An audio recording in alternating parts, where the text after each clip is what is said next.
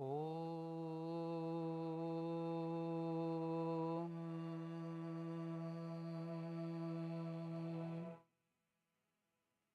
स्थापकाय च धर्मस्य सर्वधर्मस्वरूपिणे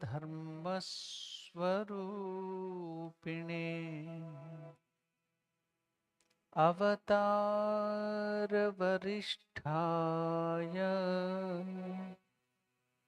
रामकृष्णाय ते नमः।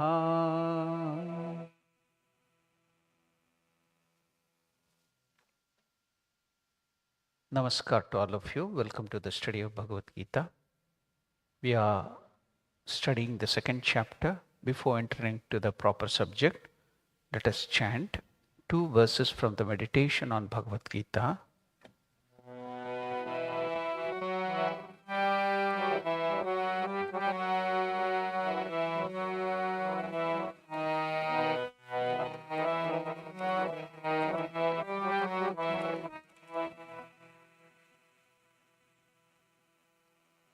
ॐ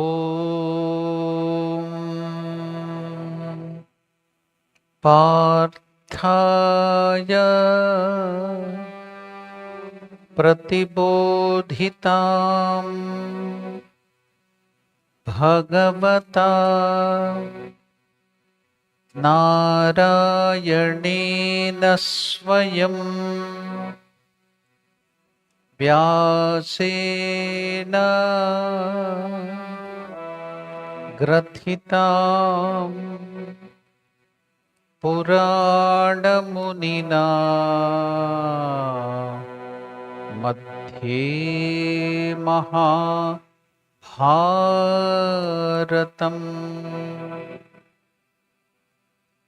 अद्वैतामृतवर्षिणीं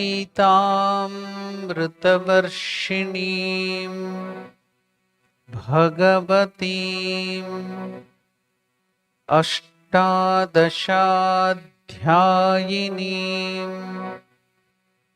अम्ब त्वाम् अनुसन्दधामि। भगवद्गीते भवद्वेषिणीम्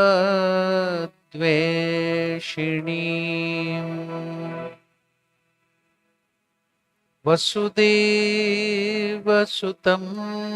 देवं कंसचाणूरमर्दनम्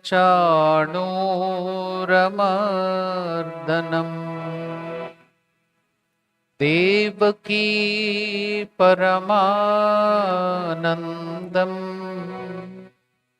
कृष्णं वन्दे जगद्गुरुम्।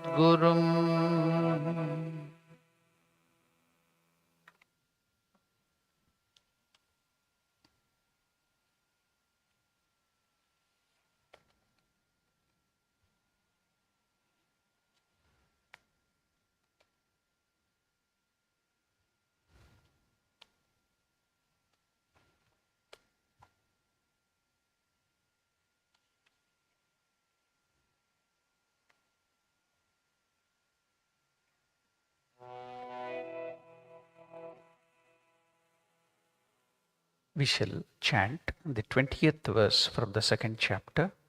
Na jayate mriyate va kadachit nayam bhutva bhavita vana bhuyah ajo nityah shashvatoyam purano nahanyate hanyamane sharire. न जायते म्रियते वा कदाचित् न जायते म्रियते वा कदाचित् नायं भूत्वा भविता वा न भूयः नायं भूत्वा भविता वा न भूयः अजो नित्यः शाश्वतोऽयं पुराणो अजो नित्यः शाश्वतोऽयं पुराणो न हन्यते हन्यमाने शरीरे न हन्यते हन्यमाने शरीरे.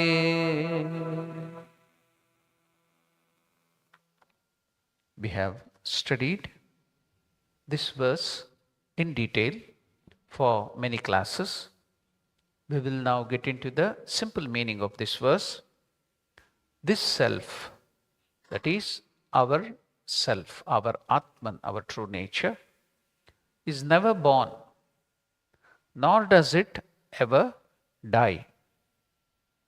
It is not something that, having been born, it again ceases to be unborn, eternal, and everlasting.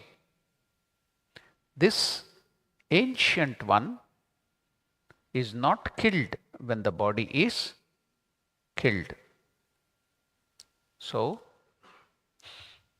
this verse is telling the nature of our true self, Atman or Parabrahman, whatever you may call it. We limit to the word Atman because we are dealing with the consciousness which is within this body. Atman or consciousness also is present outside the body and everywhere. There is no place where it doesn't exist. So, it beyond the universe, it is everywhere in the universe. So, that is called Brahman. When it is we start dealing with that inside our body, then we give the name Atman for our easy business of studying this. When that itself, we start studying it outside of our body, everywhere, the biggest, then it is called Brahman. Now, the beauty is our Atman is intimately connected to the body. But whatever happens to the body does not affect you until you identify with the body, mind, and ego.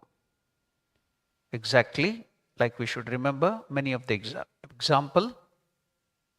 If we have to see our light or our leg or our face or whatever, we need light. So now, light is intimately associated with different parts of our body. But whatever happens to the body does not affect the light which is showing this body to our eyes. Now, which is pervading the body. So, Atman is like that. Anything may happen to the body, mind, or our ego, but it doesn't touch even our Atman, our consciousness. Or take the example of a screen and the movie. So many movies are played on that screen, but that will not affect anything to that screen. So many scenes come and go, but the screen is as it is. In the picture we see in the movies. So many things happen, but whatever happens, screen continues to be unaffected. So again, that is example. So Atman is like that screen or that light. It's only we are giving examples to understand it. That's all. That is not exactly like the examples. They are only similes or examples so that we can comprehend our true nature. In the last discussion, we were going through some thoughts on these verses by many different great souls who had realized. So we were taking up the discussion of another great soul, that was who was the president of our order, Swami Ranganathanandaji Maharaj. He is no more, but he was very, very popular speaker and a great soul. So I had started some discussions about whatever he has given about this verse. Now we will continue. Now, behind this changing body-mind complex, that is, whatever we are identifying now, this body, within this body is the mind, and within that mind is the ego, the false identity which we have. When it comes, the mind and the body comes in contact with the Atman, there arises a false identity that is called ego. It's very strong because it is very near to the Atman. It looks it is real and it is very, very strong and difficult to overcome it. So, but that also changes, just like prism. Prism doesn't have any color. But when you keep a red hibiscus near the prism looks as if it is red. Or if you keep blue hibiscus, it looks as if it is blue or whatever color. Likewise, your nature, your character, you have developed so many type of character, so many type of phobia, so many type of different tastes. So you look like that, but in reality, you are not so. You are beyond that. That is your Atman. So now, behind this changing body-mind complex, there is something eternal, something infinite in man.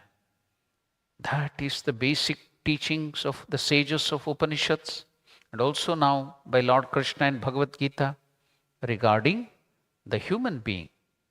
We now do not know it, but whether you know or not, just like Mother Sharda Devi gives the example, suppose you go and take the bath willingly, or somebody pushes you into the water, river, pond or something. Either way, you get a bath.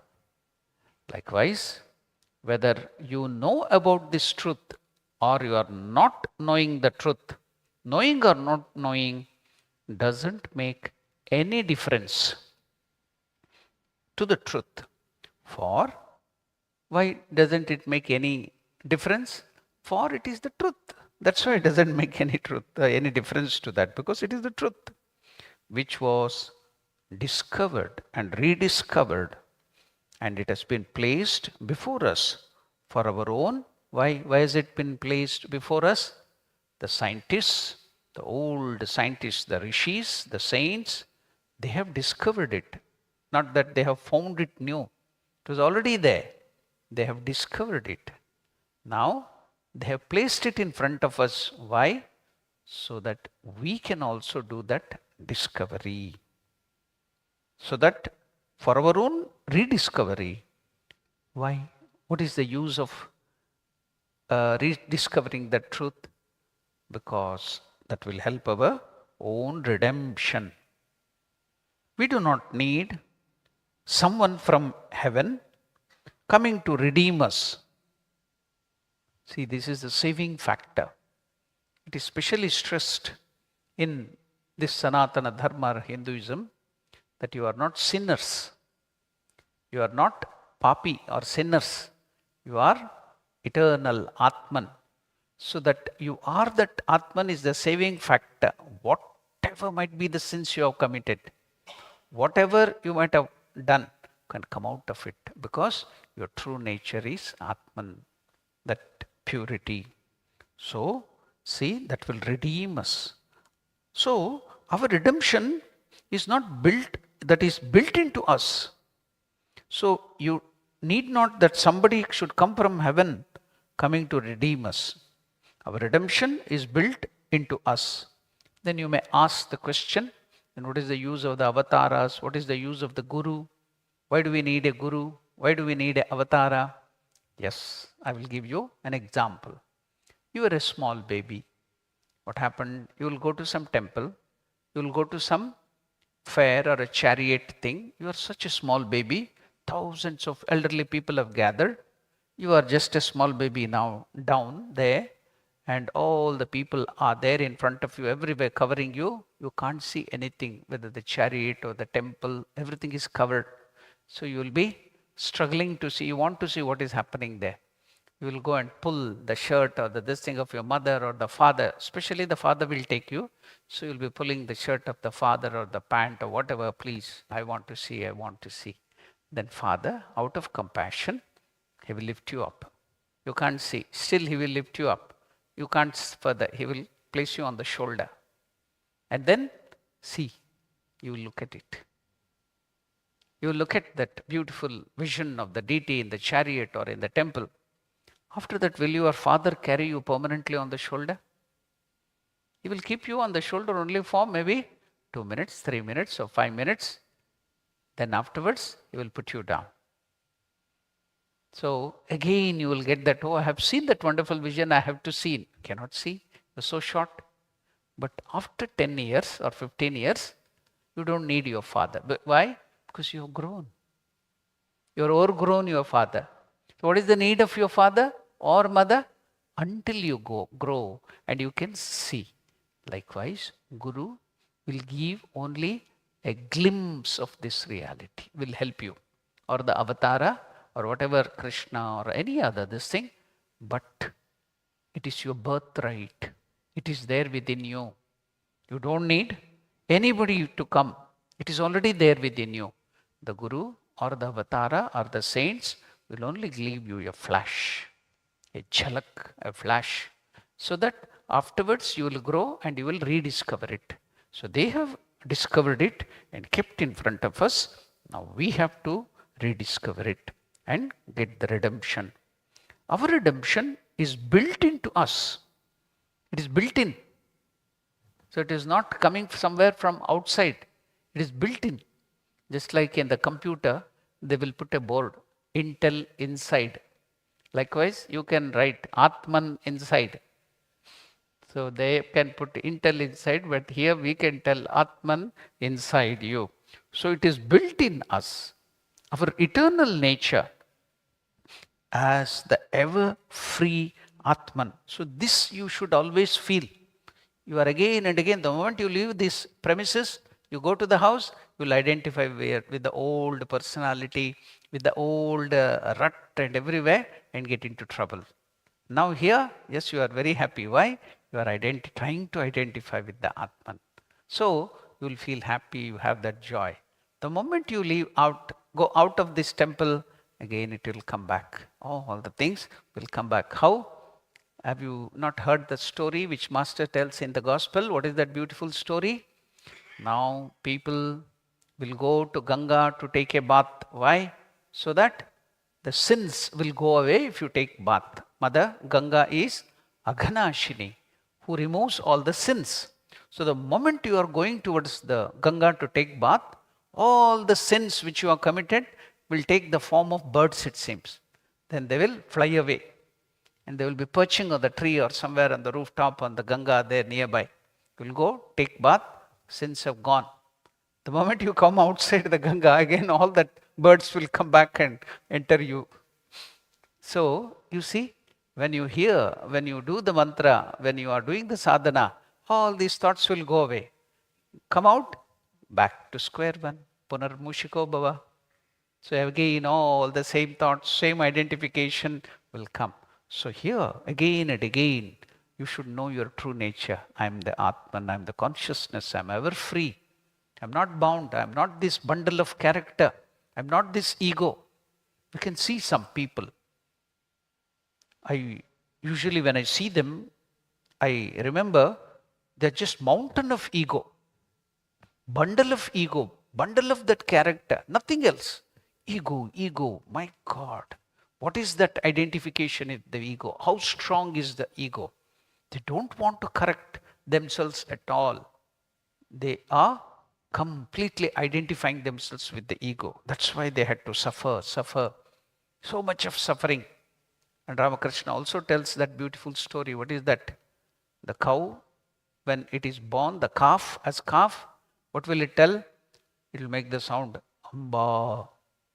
In South Africa or in Western countries, they will give a different sound. In India, the cows make the sound hamba. Here they to moo, they will tell. So there is also a very fine humor about that. The Western cows, the Jersey and other things, they were sitting in the ranch. And one person, maybe the European, had gone to India, found the guru or something. Then he was repeating, oh, loudly he was repeating. Many cows were there in the ranch. They were looking at him. One cow is asking the other cow, what is this fellow repeating? The other cow was little intelligent. Maybe it had also gone to Himalaya or something, learned something. Told you, don't you know that? He is repeating what we repeat, reverse, that's all. What is that? We tell moo, he tell om, that's all. He is reversing moo into om, that's all. So likewise, see, everywhere it is om. Whatever that might be, coming back to our subject, here that Lord Krishna is telling that keeping in front of us our ever free, we are ever free, the Atman. This is constantly emphasized in the Vedantic literature, in Bhagavad Gita. So in this first part of the second chapter, Sri Krishna is speaking to all of us through Arjuna. Na jayate, mriyate, va kadachit. This Atman has not got any birth nor death. So I was telling about Ramakrishna's incident about hamba and this thing. Suddenly I came back. Let me go back to that hamba. If we identify with the body, mind and ego, especially ego, what happens? So now that calf, when it is born, it will tell hamba. What is Ramakrishna expanding that hamba as ahamba. Aham means I. I did that. I did this. I am that. I have that money. I have this. I.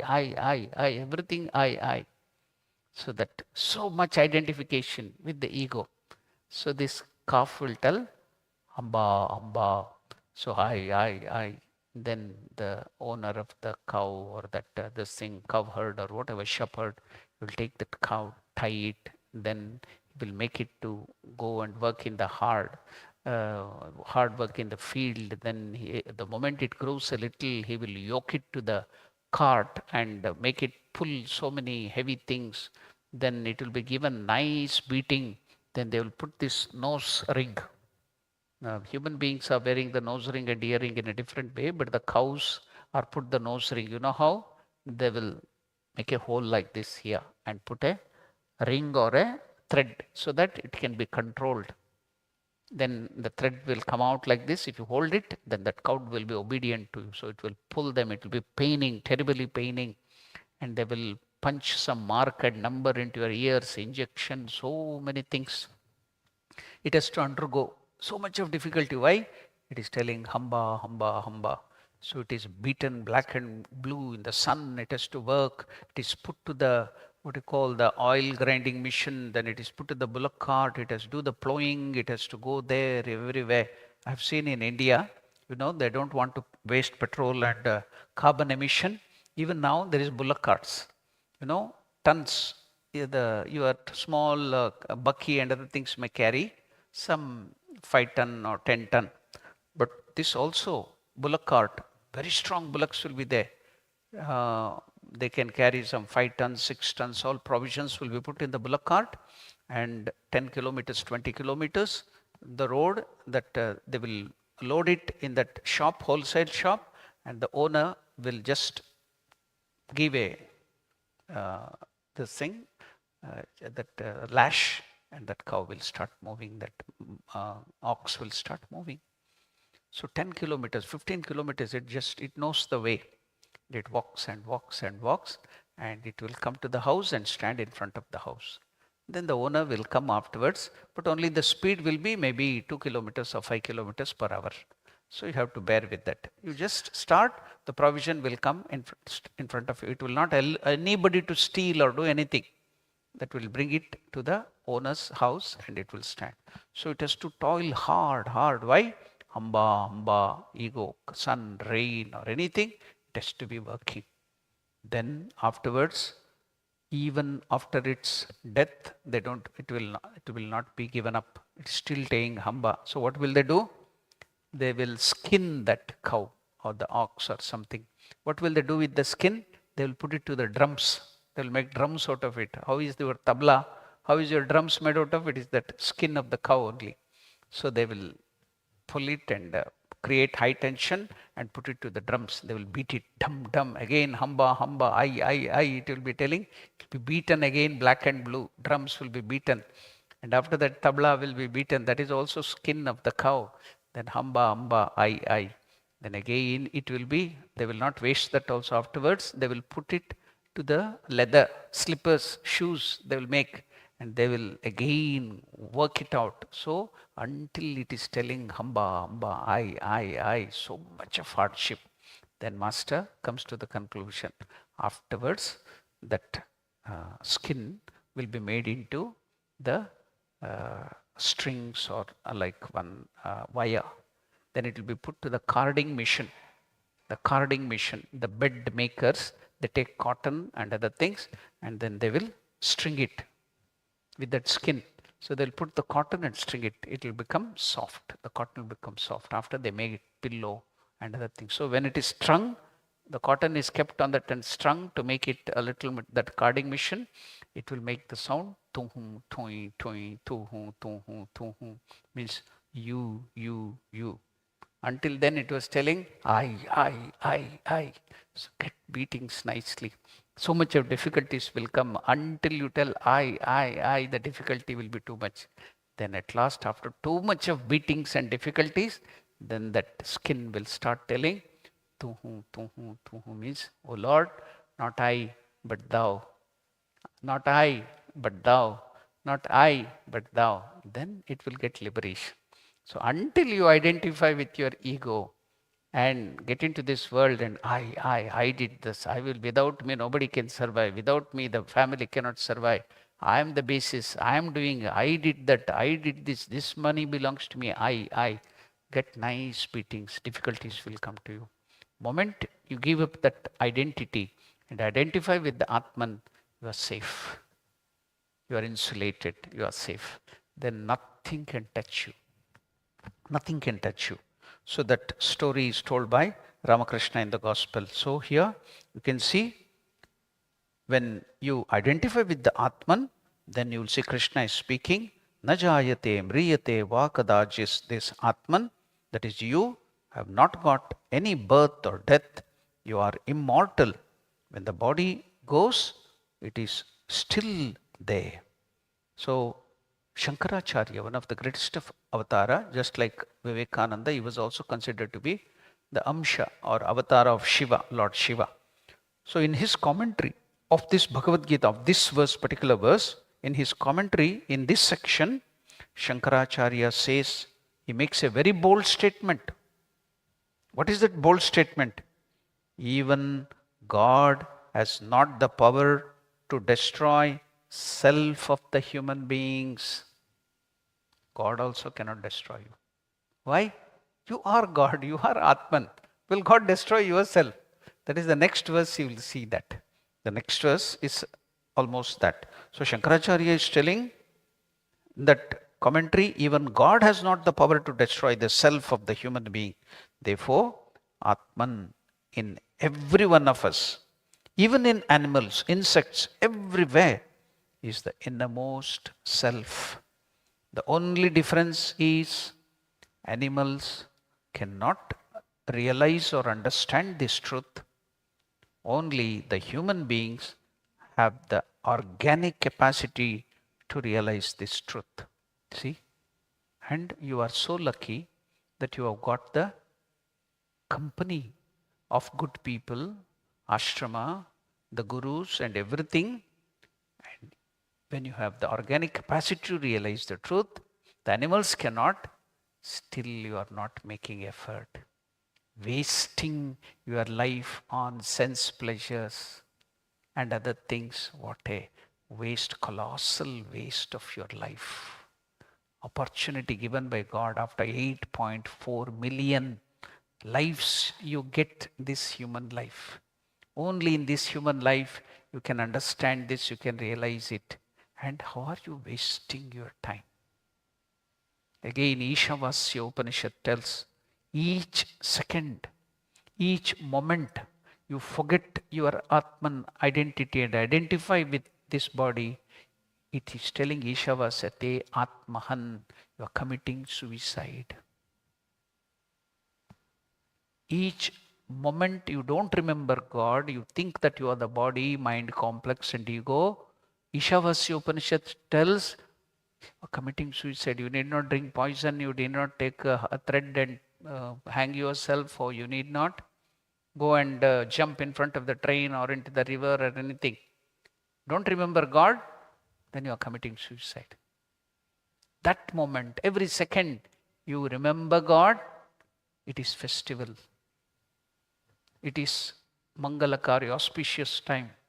The moment you forget, that is Atmahatya. That is what our scriptures are telling. So see how lucky you are. You got everything. And how are you wasting? What are you using that precious diamond? Sharda Devi gives that example. You have got a very big diamond, ruby or something, stone. You do not know that is a ruby. What will you do? You are using it for scrubbing your legs. In the winter, the legs will crack. What will you will go, and in olden days, they used to scrub it for the stone. So people are using that precious diamond to scrub the legs. Then when the jeweler came to know that is the precious diamond, he then gave a huge amount. Like that, your life has been given for higher purpose. And what are you using? Wasting. My God, you may not get this opportunity again. Again, we may go to the animal life. But now God has given you all this opportunity. And how are we wasting? So, the only difference is animals cannot realize this truth. Only the human being has the organic capacity to realize this truth. You know, in some of the Upanishads it's told, and Shankaracharya also explains it, this truth of Atman cannot be realized even in heaven. Even in Devaloka, Gandharvaloka, Yakshaloka, you cannot realize this truth. Where can we realize? Only in this human birth. So even the Devatas, to realize this Brahman or Atman, have to come to the human life. Nowhere can you realize this truth, higher truth. And see, you have got this organic capacity. How are we wasting it? Are we not the highest foolish people, wasting our life on silly things, petty things? See, only the human being has the organic capacity to realize this truth. This is the highest human uniqueness. Evolution has risen to that level only in man or woman, the human being, where from he can know the truth of the world around and the truth of one's own immortal self as well. And when one discovers this truth, he or she becomes fulfilled. That is what you are telling again and again, that mantra, Purnamadah Purnamidam Purnat Purnam Udachyate. What is Purna? Fulfilled. Full. So that is fulfillment. See, you will be fulfilled. You will get that fulfillment. When one discovers this truth, he or she becomes fulfilled.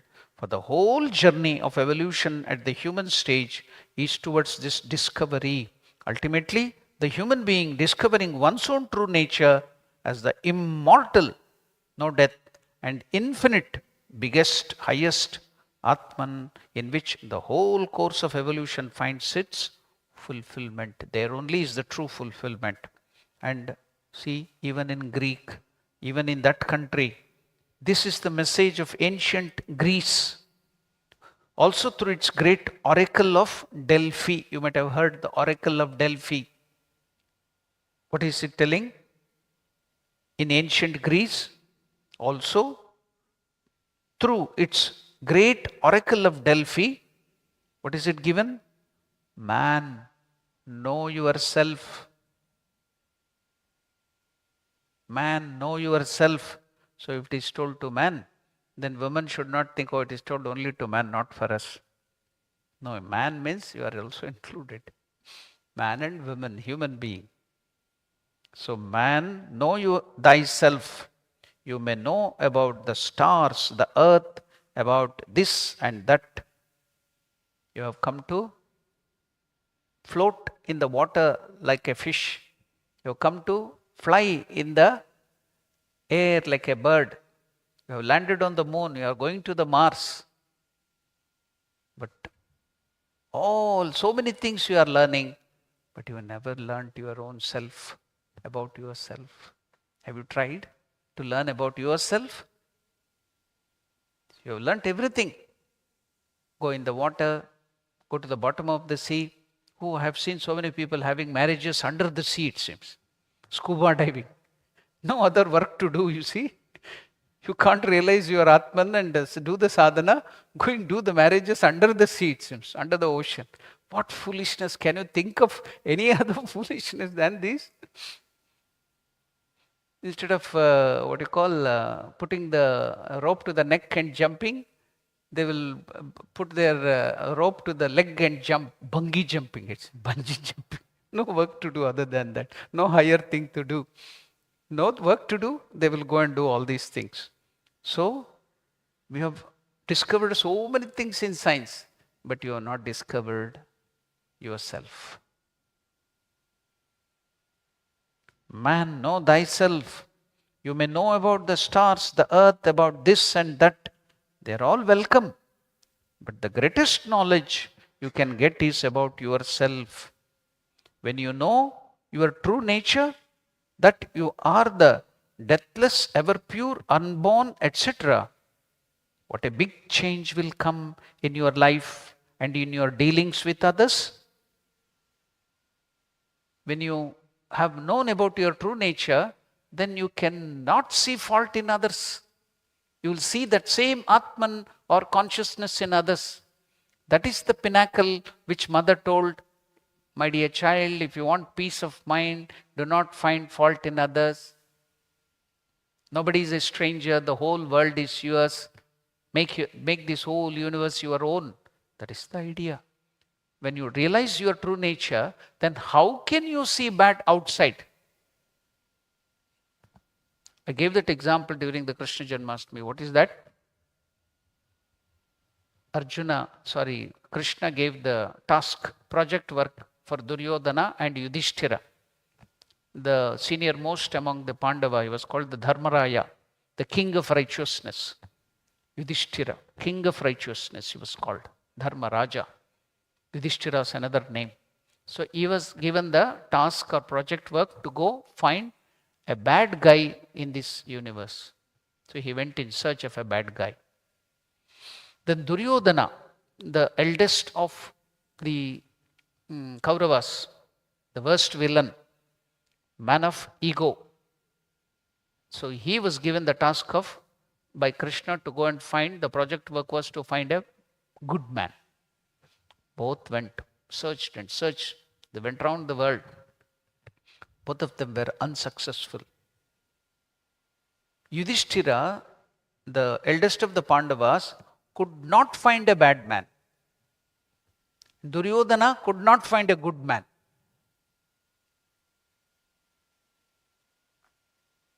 So if you have realized your true nature, you can't see bad outside.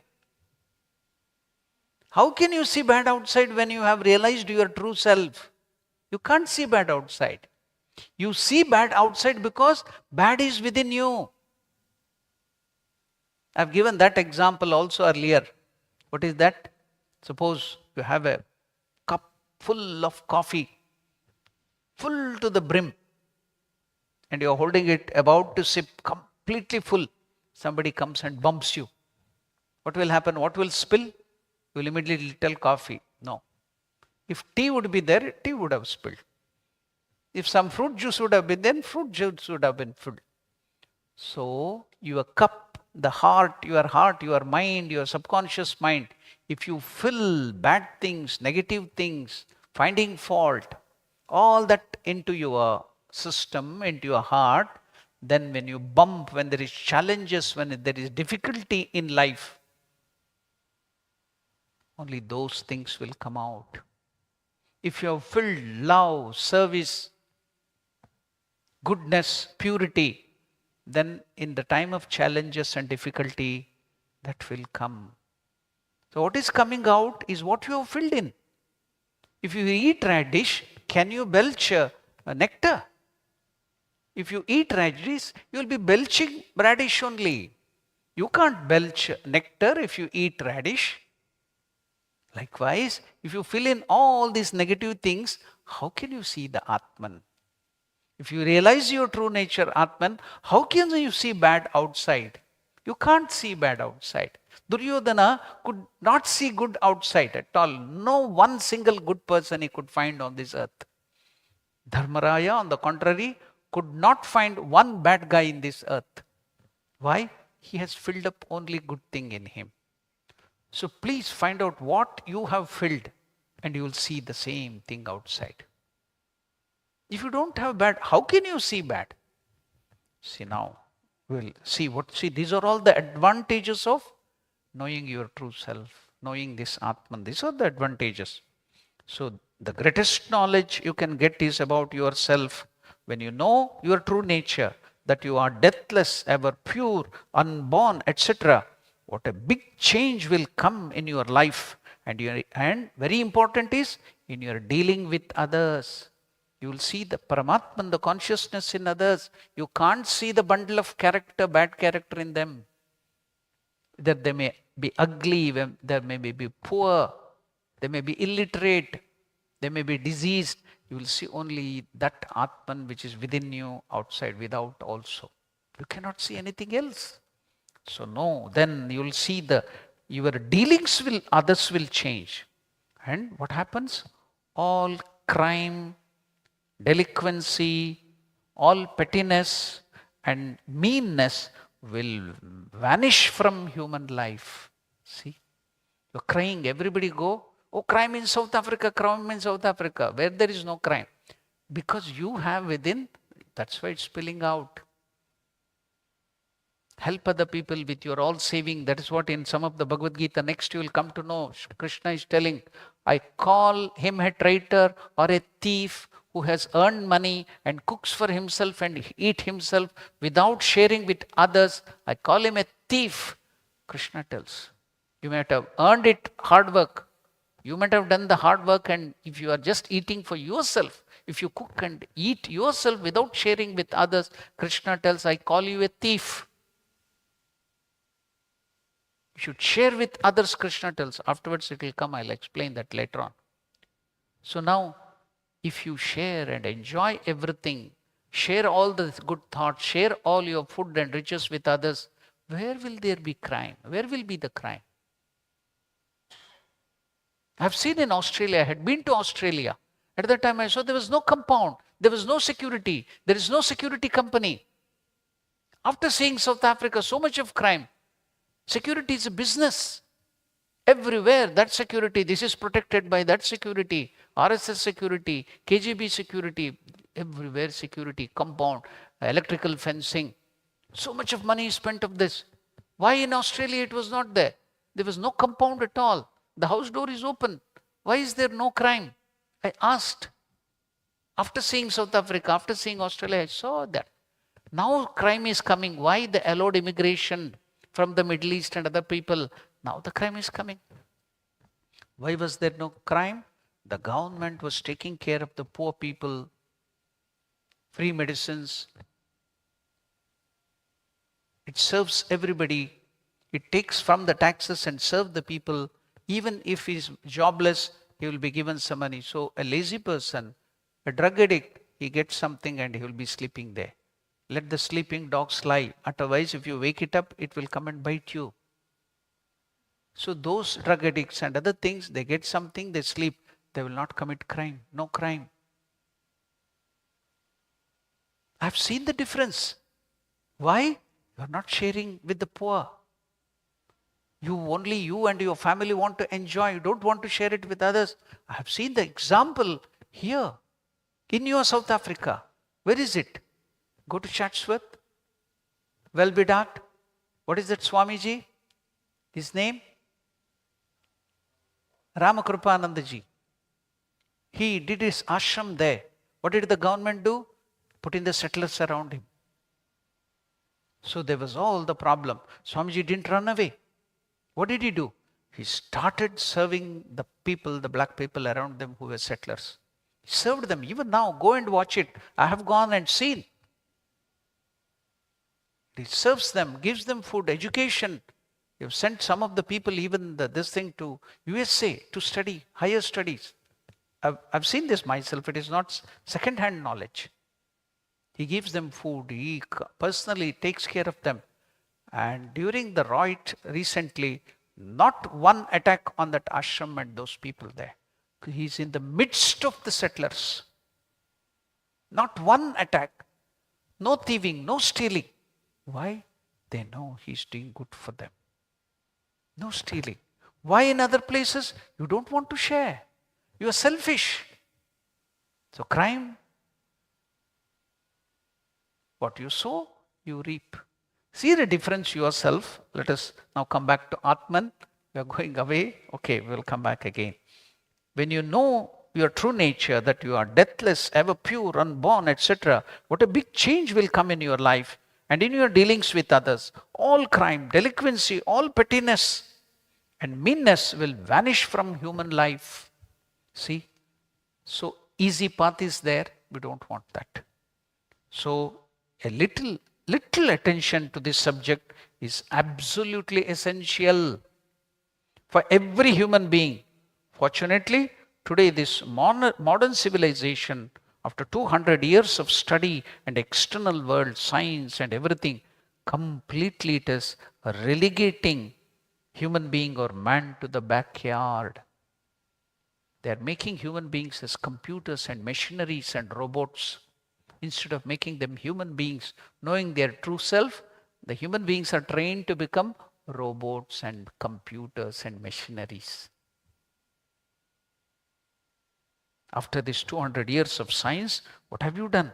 Completely relegated man to the backyard. That is yourself. You simply abolish yourself, your study. You study only physical science. After these 200 years of such study, it is slowly turning to this profoundest of all the mystery, the self in human being. In the train, while they were traveling, there was a rich gentleman who was traveling. So a pickpocket or a thief wanted to steal all the money and other things from him, valuables, jewels which he was carrying. So whole day he was watching this man. Where does he go? When does he go to the bathroom? In the train, while the train is traveling. So waiting for the night to happen. When they sleep, he will steal. So they were long distance. Maybe they were going from Bangalore or Chennai to Delhi. 2-3 days it will take there to travel. So while they were traveling, first night he tried, searched, and when he went to the bathroom or the toilet or when he was sleeping, he checked his that rich man's everything. He couldn't find the jewels. He knows he's carrying a lot of money and jewels. He couldn't find it. Second day, searched, he couldn't find. Third day, in the morning he sees he's counting the money, is all the jewels. Night when he's searching, he cannot find. He searched and searched and searched. Finally, last day he gave up. He told, I can't. But while he was getting down, alighting in the station, after reaching the destination, he asked him, Sir, I was the most expert thief. I failed. How could you escape? Please, before going, tell me where you hid all that jewels and the costly thing. Told, I know you were a thief. I know for my safety, what did I do? Each time when you sleep and I sleep, you will get up. So I hid all the jewels under your pillow. He searched everything in the train, but he didn't search his own pillow. What are you doing? You are searching for joy everywhere, not yourself. And God has kept and is staying within your heart. You are searching everywhere outside. You are not searching within. That's happening. See, that's the reality. Now, what is my true nature?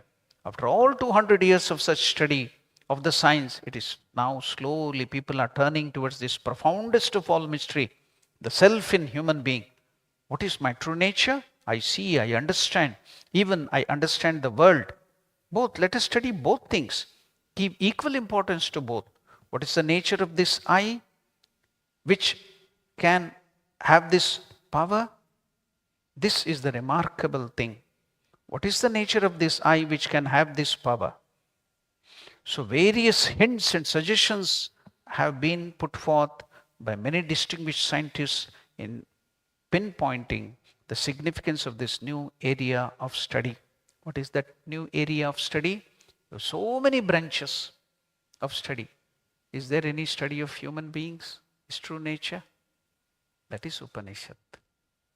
That is yoga. Have you in your curriculum outside, in the Macaulay education system, in your universities? All the studies, you do PhDs, Pachadis and everything. Kichadi, Pichadi, PhDs. But you don't study yourself. Is there a subject? No subject at all. So, the human being, let us study him or her in depth. All the troubles today in the world, all the distortions of the human psyche come from neglecting this study about yourself. Why am I petty? Why do I commit crime? If you ask this question, the answer is, I do not know my true nature is the answer. I think I am this body. I think I am the bundle of character. I think I am the ego. Only that sensory, limited individual is your identity.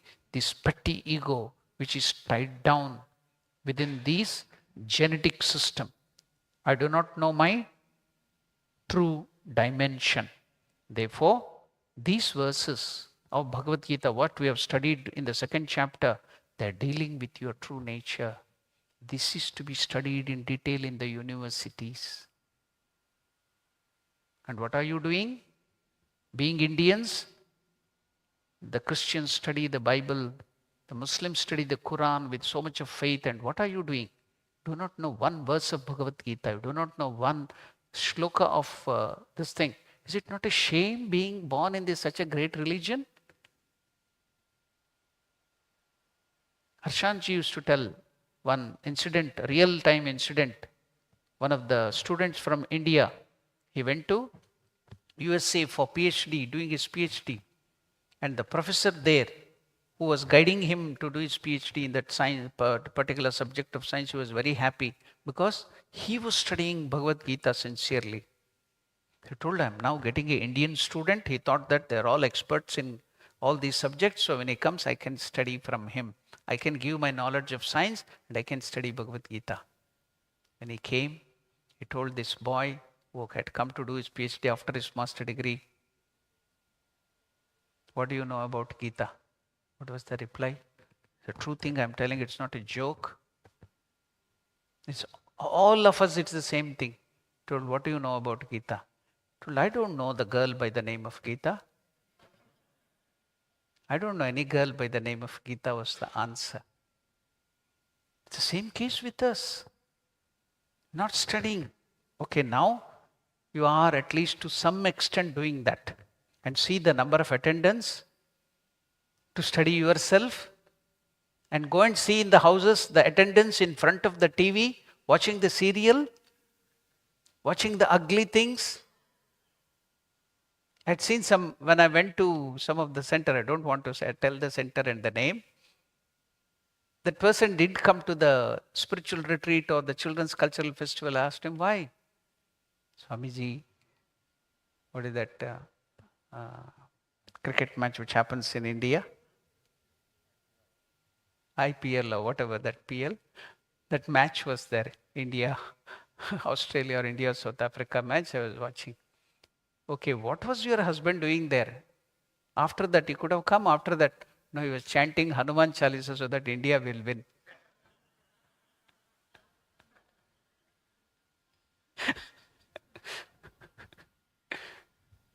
So, this is our condition.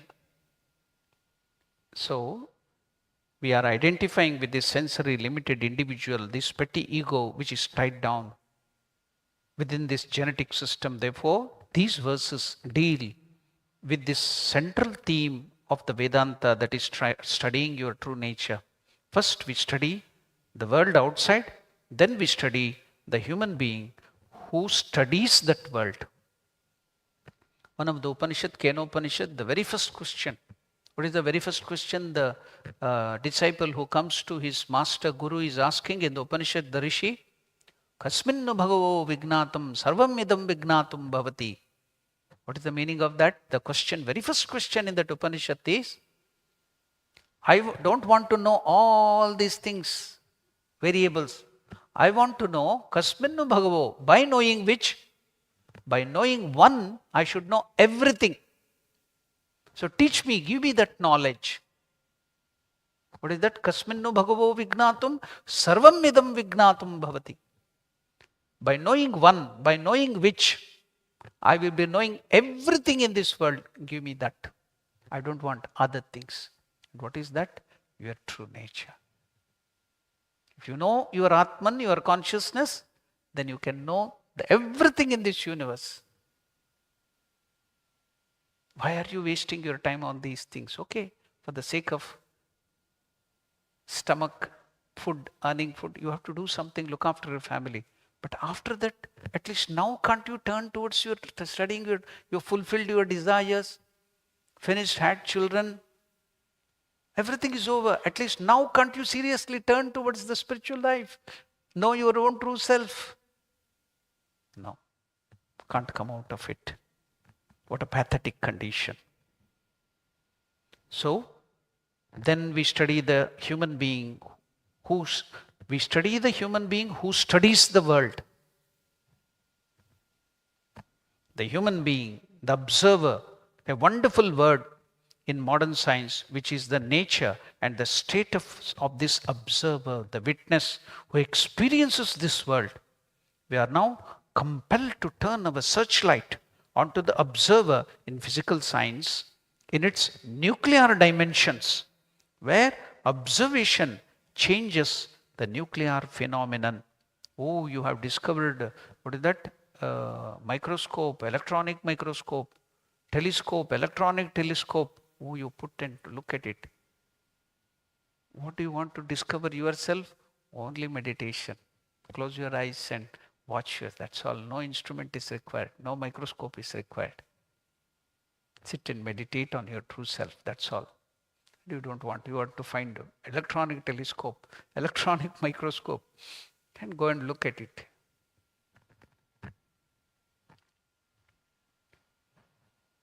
So, what is the important thing? We are now compelled to turn our searchlight onto the observer in physical science, in its nuclear dimension, where observation changes the nuclear phenomenon.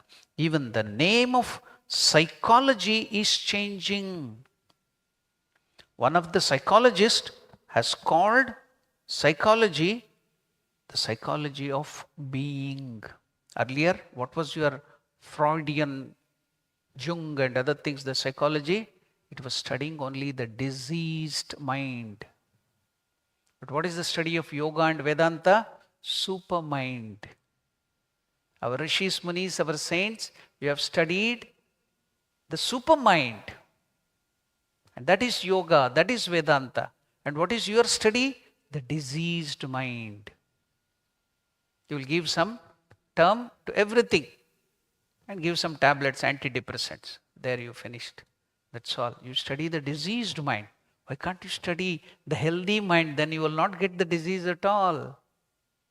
Why do you allow your mind to get the disease and study it and then give the antidepressant? Why can't you, from the beginning, the childhood can give you the study of the supermind?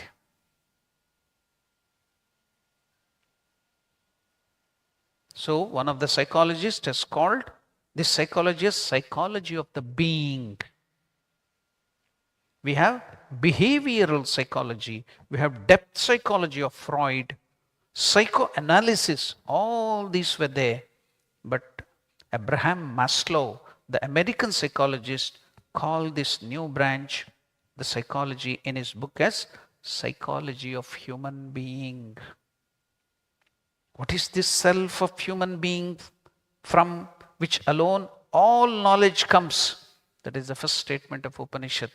What is this self of human being from which alone all knowledge comes? Let us not neglect it if you want to live the intensest of life. You must have a touch of the infinite Atman anew. That is what Master tells in the Gospel. Tie the knowledge of Brahman or Atman at the hem of your cloth, then you enter the world. Nothing will happen. What is the meaning of that? In India, because they didn't have pockets, so the mothers used to wear saris and they didn't have the pockets or the vanity bag to carry. What would they do? The sari, the end of the sari, if they have some keys or if they had to keep some valuables, gold or something, they used to put that in this and tie their knot, then put it on the back. So wherever you go, it will not fall, safe. It may be pickpocketed from the pocket, it may fall from the pocket from this, it will never fall.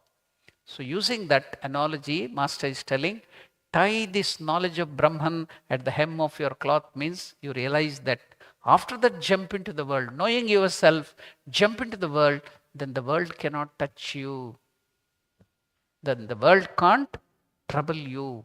You will not get into difficulties. So from the childhood you have to treat. What was one of the mothers in India? There was one queen. Her name was Madalasa. Type the word Madalasa, Madalasa, Madalasa, Queen Madalasa. What did she do? As soon as she conceived the baby, when the baby, she was breastfeeding the baby, she used to sing this song. My child, why do you cry? You are not the body, you are not the mind, you are not the ego, you are the Atman, you are Parabrahman. She used to breastfeed the child, singing this song. You are the Atman, you are the Parabrahman. Then the child, see, from the breastfeeding, she's feeding this Atmagnana to the child, Madalasa, Queen Madalasa. That son became a great saint afterwards. And what are we training our children? iPad. Even when they are born, we give them iPhone, iPad. That is our training. See the training of Madalasa? You are the Atman, you are the Parabrahman. Why are you crying, my child?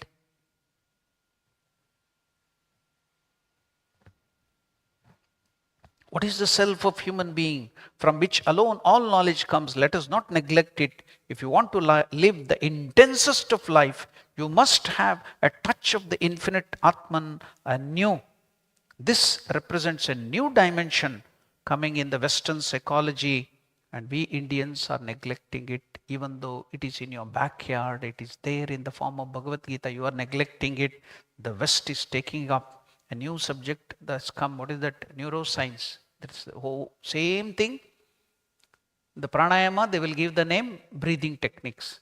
Meditation, they will give some other term, and they are making it, what is that? Patenting it. And you are losing it. Come on, lose it. This represents a new dimension coming in the Western psychology. So these verses carry a profound message to all of us. We may not realize its full significance immediately, but even a little bit of this truth will be tremendous significant to us.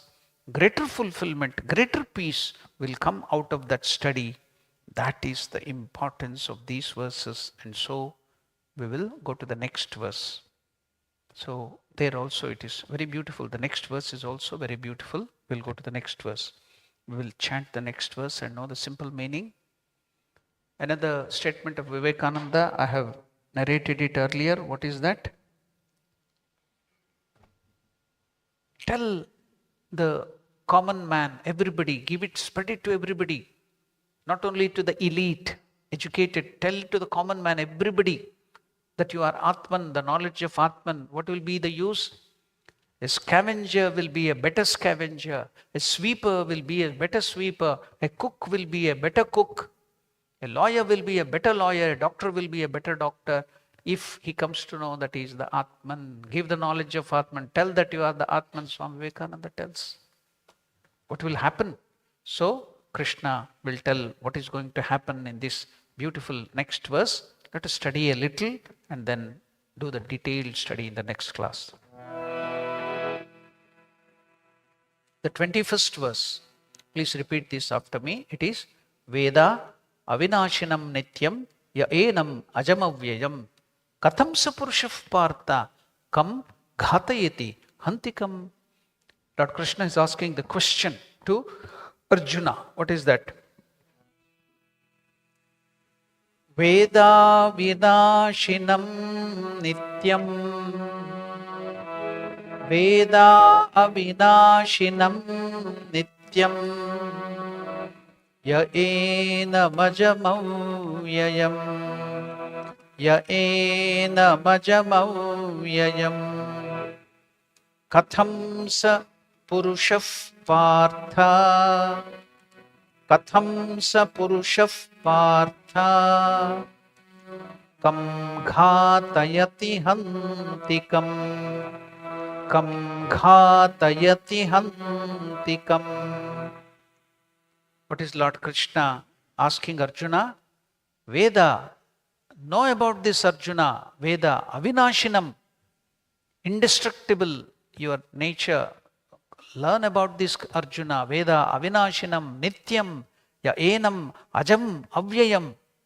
Katam sa, when you learn this about this true nature of yours, katam sa purushaha partha kam ghatayati hantikam. If you come to know about your true self, Upartha, how can one who knows the Atman or your true nature, the soul, which is imperishable, eternal, unborn and immune, how can that person kill anyone or cause anyone to kill? Simple language, how can anybody commit a crime? If he knows this, if he comes to have the knowledge of the Atman, his true nature that is eternal, it cannot be destroyed, how can a person who has this knowledge kill anybody or cause to kill anybody? Lord Krishna himself is, nobody can then do any crime. Nobody will not do anything wrong. That's what a spiritually elevated soul quells the ego that makes us feel that we are the doers of our actions. In that state, one can see that the soul seated within actually does nothing. Such an elevated soul, though doing all kinds of action, is never tainted by them. Sri Krishna is advising Arjuna that he must elevate himself to that enlightened level, seeing himself as the non-doer, free from egotism, and perform his duty rather than shrink from his duty. That is the simple meaning of this verse. O Arjuna, who can that person who knows this Atman or his true nature to be imperishable, changeless, birthless, and decayless, kill? How can he kill? And whom can he instigate to kill? How can this happen? So what is the aim of the spiritual seeker? So what should be the aim, our aim? Vedaha. Vedaha means not the books, Veda, Rigveda, Yajurveda, this thing here. That is noun. This is verb. Vedaha means to know.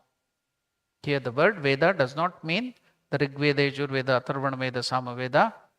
Here the word Vedaha refers to not to the scriptures, but as one should know. What should one should know? Your true nature, that which is indestructible and all that qualities. So that is to be known. Krishna is telling to Arjuna, then you cannot commit anything wrong.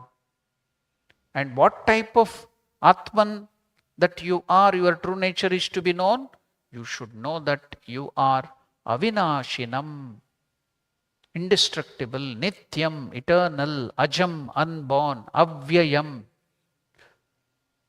We have seen all these things before in earlier this thing. Indestructible, that which cannot be destroyed at all, and therefore always eternal, nityam, and ajam, avyayam, which means unborn, without any birth, and avyayam, without decay.